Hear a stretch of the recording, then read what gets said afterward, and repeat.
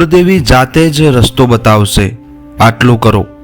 મંગળવારે સવારે શુદ્ધ થઈને પછી એક આખી સોપારી લો.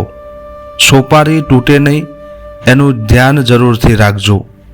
પછી પૂજા સ્થાન ઉપર સોપારીને રાખો અને ઉપર ₹1નો સિક્કો રાખો. સોપારી પર પાણીના થોડા ટીમ્પા નાખો અને સોપારી પર મોલીનો દોરો મૂકો અને બોલો, હે માતા, હું તમને વસ્ત્ર અર્પણ કરું છું. સોપારી પર સિંદૂર લગાવો અને કહો, હે માતા, કૃપા કરીને શણગાર સ્વીકારો.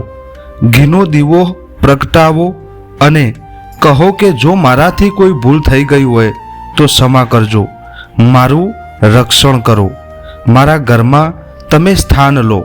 મને દર્શન આપો. મોલી ચડાતાની સાથે જ સોપારી ગૌરી ગણેશનું રૂપ ધારણ કરે છે.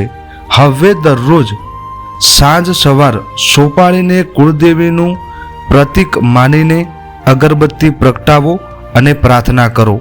જે પણ પ્રોબ્લેમમાં હશો એનો તરત જ કુળદેવી રસ્તો બતાવશે.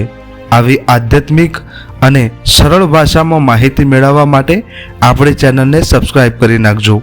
મળીએ નવા વિડીયો સાથે. જય માતાજી, જય મેલડીમાં.